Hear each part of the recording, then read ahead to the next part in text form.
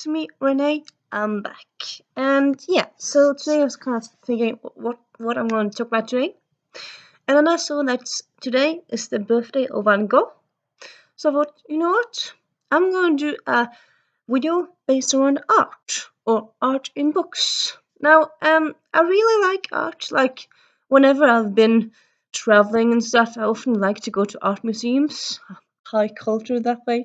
Uh, High culture. But yeah, I like art. And I also kind of, whenever I find like some kind of art in books, I also like that. But that doesn't really happen that often, sadly. But it happens now and then. And yeah, I'm going to talk about some books that I've read that have art in them that I really love, and some books that I haven't read yet that have some art aspects to them. And yeah, and if you have any recommendations with books surrounding art, be it non-fiction about one artist, several artists, be it fiction, what have you, please tell me. And yeah, let's start. Just gonna start from the top here. So we have the Walt Disney biography. So this is a biography. It's Walt Disney, so it's animation art. I haven't read this one yet, but I want to because I love Disney. And yeah, this is, well, as you can see, it's not written by Walt Disney himself. So I'm thinking it might kind of maybe go into the nitty gritty and go into everything. And I've heard some people say that there are actually quite a lot of books out there, non-fiction book about the Disney Empire, because things have been going around like behind the scenes sometimes, which is interesting and like yeah, but all the behind the scenes stuff. I think this is kind of more about Walt Disney the person, not his company. Though I mean, you can of course you have to talk about both.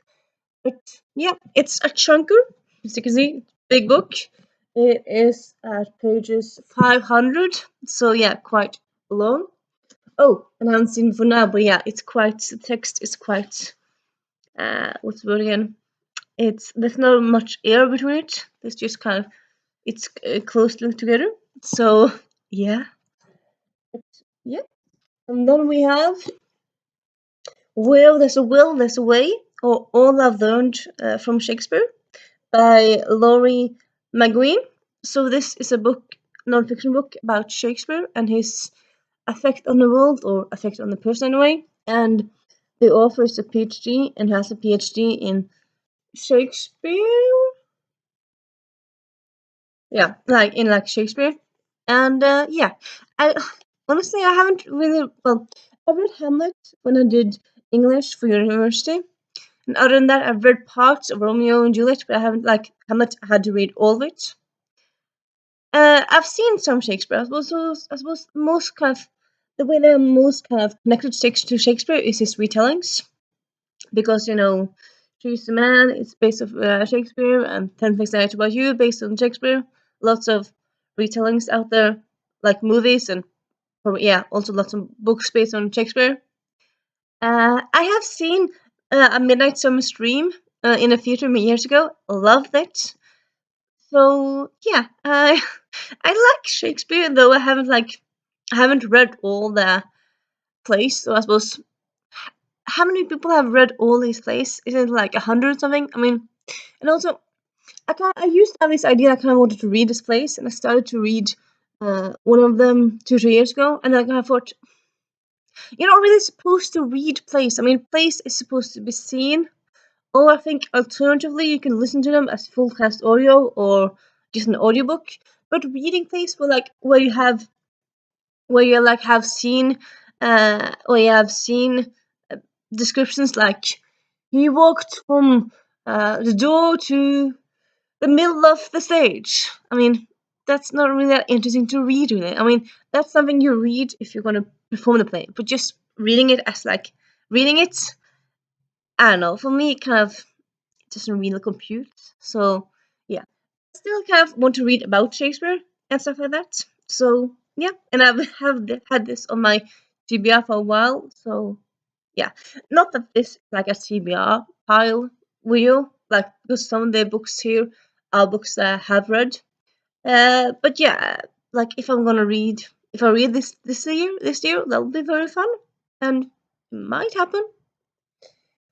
Then we have Dreamworks animation, intertextuality, and aesthetics in Shrek and beyond.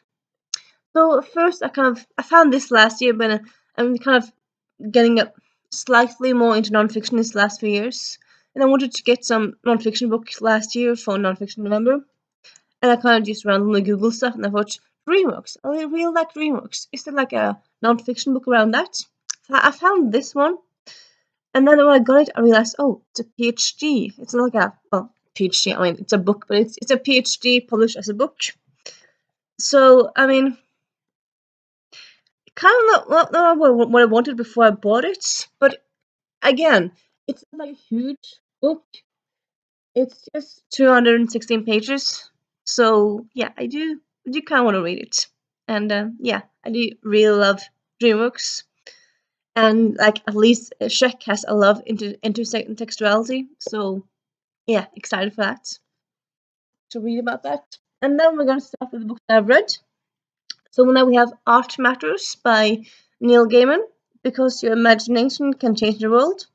So this, it's kind of basically it's a lot about like the importance of books and reading in libraries, but it's also at some point it's also some part is also about like art in general, and it's just kind of a short thing where it's like quotes, and in some place there's kind of a like at the end, I think there's kind of a lecture that he does, but all of it is illustrated by Chris Riddle, as you know.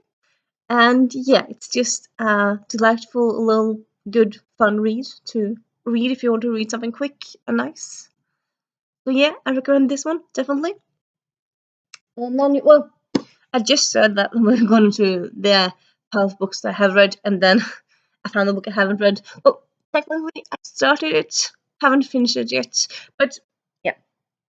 So, Mad, Bad, and Dangerous to Know by Samira Ahmed. This one takes place, well, both in modern day Paris, but also um, in words, but also in old days, blah blah blah blah, in the Ottoman Empire. So like in the 1800s. No, Ottoman Empire. I'm not interested. So yeah, 1800s, 1845. So it's these two characters connected through art, because it's kind of based around Alexander Dumas, Eugene Delacroix, and Lord Byron. For some reason, I was sure that this was about art, but like Alexander Dumas is an author. Yeah, I'm stupid. Well, I mean, it's an artistic cover. It's my video, so I can talk about what I want. I mean, there's no booktube police. So, yep. And yeah, this one I've started. I haven't gotten far in it, but I want to read more. I just, yeah, video me. I've read another book by her, Love, Hate, and Other Filters, which I really enjoyed. So, I have high expectations for this book. And then we have a book that I have read and I love so much. Before, but yeah, gonna talk about it again. It is Starry Night by Daisy Whitney. I suppose this one works pretty well because Starry Night is the name of a painting by Vincent van Gogh. So, I mean, he was the inspiration behind this video. And this is about a teenager living in Paris. Well, he's a Parisian who works in a museum that his mom works at, and he discovers this summer, well, one summer, the summer that the takes place, that comes alive when night time comes. So I suppose sort of like night at a museum, and then there's also some scariness, some kind of villains to it, and yeah, it's just lovely about slightly about different artists and different art in this museum in Paris during the summer, and it's just so dreamy, but also heartbreaking and fun, and just all of the feels. And yeah, I just recommend this so much. It's just amazing, amazing book. Highly recommended.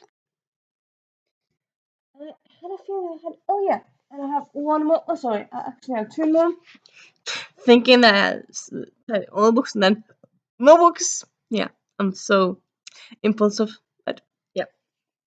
So next we have a book I haven't read. Well, I started it, but I haven't really finished it, so I haven't read a lot of it. So, Woman in Art by Rachel Ignovsky. 50 fearless creatives who inspire the world. So this is females from all over the world and all over history. And they have made some sort of achievement in art, be it architecture, painting, what have you. And yeah, I kind of wanted to read this early this month. Didn't happen. Like some of these books, like sorry, I'm showing you. So some of these books. So this one, some of these kind of it's the same style as a lot of other books where you have one page with biography and one page with pictures. But this one slightly scares me because there's so much text. I mean, I sound so snobby and so like anti-reading, but a lot of these other books of this kind of style, they kind of have maybe two or three chapters, not chapters, two or three paragraphs. This is just like stocked full of stuff. And there's also text at the margins here. But I do want to read it. I'm a bit intimidated. Can I say it? Yeah, I'm a bit intimidated by it. So, yeah. And then we have a book that I've started. Haven't gone far it, but I've started. Meet Me in Madrid, which is set in the museum world in Madrid. Both of the protagonists are African Americans, but they meet a weekend in Madrid and love ensues. But there's also some art impact in it. Well, I haven't read that far, so I don't know how much the art is significant and how much is just a backdrop. It's in there, so yeah, I'm counting it. And yeah, that's my little video of artistic uh, books. And yeah, if you have any comments for, if you have recommendations, as I said, please give them to me. And I'll see you soon. Bye.